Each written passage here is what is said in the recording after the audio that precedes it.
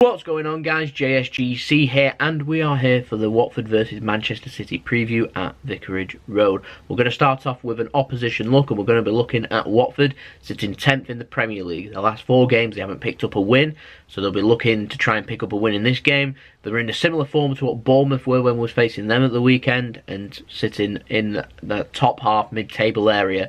A difficult away game under the lights on a cold December night.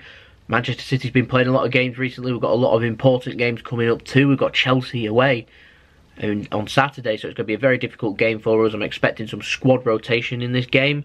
There's no real standouts to Watford's side, which means they're a very good team performance here. I'm just wondering, are they going to go with power or pace up front? I'm wondering if success will start, are they going to be looking to try and play deep balls in and have him chase and try and push the team up? Bournemouth did that very well, by the way. Are they going to go with power? Are they going to go with someone like Troy Deeney, who can hold up the ball well and allow Watford then to push up and be able to find space? Man City press very well. They are very good at it. Fernandinho, one of the best at it. He'll be hot on the heels of Troy Deeney, and if you end up giving the ball away, you'll end up giving it away in dangerous positions. We've seen that numerous times this season, so Watford needs to be careful of that. So I'm going to find it very interesting to see who they're playing in attacking this game. But like I said, no real standout qualities there. You look at Watford's side and you don't go, wow, it's played full of quality, but they have got some good players there. Deulofeu, Deeney, Success. Like I said, all in the attack is where their threat is.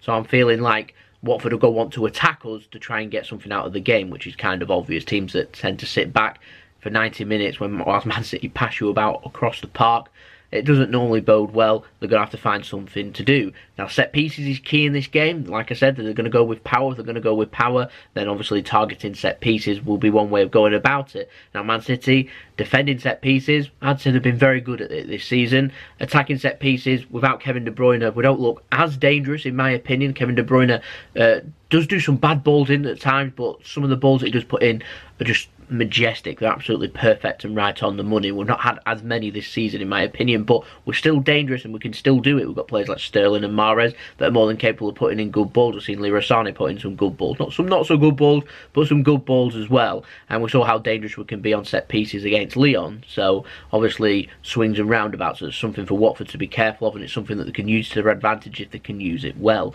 Now, we're going to this game being 2 points clear of Liverpool, 3 if you want to count goal difference. So Liverpool will be looking for us to lose this game to be able to topple us. Like I said, Chelsea away coming up for us.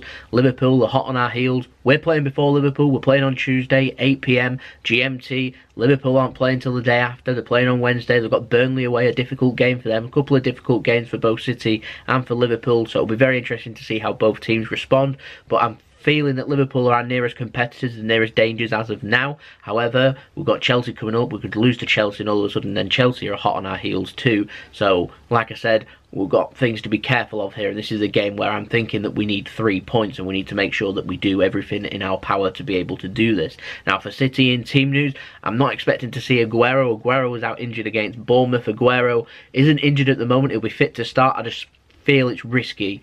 We've got Chelsea coming up. I feel like Aguero having a full week's rest would probably suit him better than rushing him back against Watford. Considering we've got a fit Gabriel Jesus ready to go, I'd put him up top again. We've still not got Kevin De Bruyne. We've still not got Benjamin Mendy. We've still not got Bravo. So, squad starting to get down, not to the bare bones, but we're starting to scramble into players, and we may well see some youngsters, what I'm saying. We'll obviously see Phil Foden, we'll see Brahim Diaz on the bench too. I'm not too sure, but I'm expecting for there to be a couple of changes. So I'm wondering, is Laporte finally going to get a rest in the Premier League? Is Fernandinho going to get the rest in the Premier League? However, David Silva's already had his rest in the Premier League, so I'm expecting to see him in this game. Score prediction, it's a very difficult one this. I don't think it'll be a high scoring game. I think Watford will try and keep this quite compact, try and keep it as close as possible to stand as much chance of going through. I don't want to say it as a comparison because it's quite insulting towards Watford, but a big compliment towards Oxford United. But when we faced them, they tried to keep things nice and tight.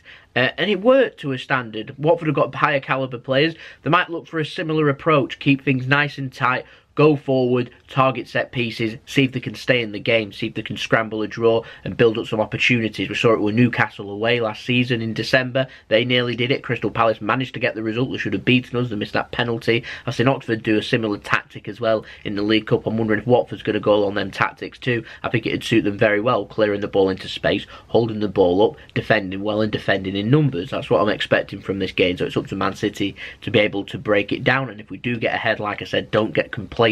Don't start thinking we've gone 1-0 up, even if it's an early goal, and start thinking, the game's won. It's not. The game in a Premier League match never won. You've always got to be trying. You've always got to be looking for 2. And if you get 2, you're looking for 3. And if you get 3, you're looking for 4.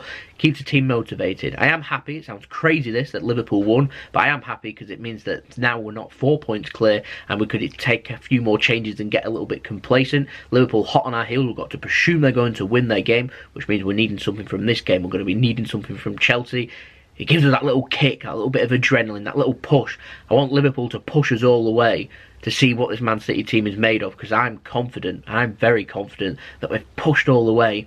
We got 100 points last season. I'm not saying we'll get 100 points again, but I'm confident that we can sit on top of the Premier League table again and be able to retain it. And one way of doing that is having someone chase you all the way. And plus it makes things interesting. And I like interesting. So yeah, I'm happy that Liverpool won that. So now it's given us that extra kick in this game to go and get it done, to prove ourselves once more. I'm motivated. I hope the team and Pep are too. They normally are, so I'm going to presume that they are. Now I'm going to pop up my team prediction now for you. So this is what I'm, like I said, a few changes here. So I've gone for Edison in goal. I've gone for Walker to come in for Danilo. I'm expecting to see Danilo in probably the Champions League game next week rather than against in this game and in the Premier League game against Chelsea too. I was unsure with the centre-backs. Now, I know Stones has had a rest. I've gone for Kompany because Kompany's not had a lot of game time, and I feel like Kompany needs some game time. I feel like this is the perfect game for Kompany to go and start in, so it could well see Stones and Kompany, but we've not seen Stones and Kompany. I think it'd be risky to go with a centre-back partnership that we've not really seen this season in a Premier League game. I think that'd be risky. I went with Laporte. Laporte obviously probably play against Chelsea with Stones. That's what my thinking is. Then Laporte might get his rest in the Champions League game and then have a full week's rest. But you never know. There's a chance for Laporte to have a rest, and if he does, we might see Kompany and Otamendi. We might see Stones and Otamendi. Don't rule that one out either. Gone for Fabian Delph at left back. Zinchenko, I suspect, probably will be playing going into next week. I'd like to see Fabian Delph at left back, if I'm honest. I thought we looked more composed against Bournemouth when Delph was playing, and we're not too sure on how well the noses of Zinchenko, whether he's fit to play. If you break one of the masks that you have to wear, he might have one of the masks on. I've gone for the midfield of Fernandinho, Gundogan and David Silva. I've seen some people saying it's a good chance for Phil Foden to start. I feel like the chance has come and passed. I feel like Phil Foden will get a start in the Champions League game next week. And considering Gundogan has just come back from injury, might think it's a bit of a risk to play him, but I'd go with Fernandinho, Gundogan and David Silva. David Silva's had a rest, so it'll be raring to go for this game and for the Chelsea game. I've gone for Gundogan just purely because I think we'll see Bernardo Silva and David Silva in the midfield against Chelsea, so it's an opportunity for Gundogan to go into the team. We could see Phil Foden start in this game and see Gundogan drop deeper and have Fernandinho have a rest. That is a possibility. I'm not too sure it'll happen though. And up front, I'm not too sure again. I've gone for Riyad Mahrez because I feel like Riyad Mahrez needs some game time here. So do I drop Sterling, do I drop Sané? They both had excellent games against Bournemouth. Who needs more of a rest? I'd probably say Raheem Sterling needs more of a rest than Leroy Sané, considering Sterling plays a hell of a lot of games. Might think it's crazy to drop Raheem Sterling, but like I said, he's going to need rest. We've got a big game against Chelsea coming up. We've got the Champions League coming up. We've got a match against Everton coming up. There's so many games coming up. We have to find space and rotation. We've got a big squad, so we need to find time to be able to rotate players. And so I've gone for this game. Not necessarily he might get it. I've just predicted that he might. I've gone for Jesus ahead of Aguero because, like I said, Aguero may well make the bench. He might not. But Aguero, like I said, he's just coming back from injury. I see no reason for him to start. Jesus started the last game. He's fit to go. He may as well go in this game and go with Aguero against Chelsea. So that's been my team prediction. I might be completely off with this one. I've been quite accurate, quite close with a lot of my team predictions recently. I've got a feeling this will either be incredibly close or miles apart. So in the comments below, I'd love to know your team prediction, because I imagine there'll be a whole abundance of different team predictions in the comments below. So yeah, it's a difficult one to be able to predict, this one, with so many changes that we're expecting. But yeah, do let me know that in the comments below, and also don't forget to let me know your score prediction too for this game. This could be a close game. I'm hoping we don't drop points, fingers crossed.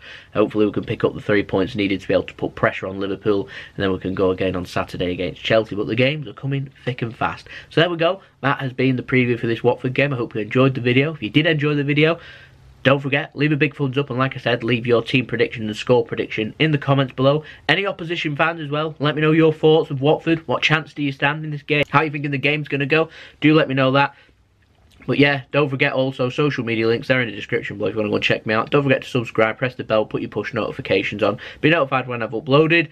And I'll see you all again for the analysis. We've got the Manchester City latest news coming up tomorrow. I'm going to be talking about the stadium. Someone's requested that I talk about the stadium and the things going on there with the expansion and what I think should happen to the North Stand. I'm going to be talking about that tomorrow in Manchester City's latest news, so stay tuned for that one. Then we'll have the analysis up on Wednesday morning. Stay tuned for that one. So I'll see you then. So it's been JSGC. Have a wonderful rest of your day. Peace. Ciao for now.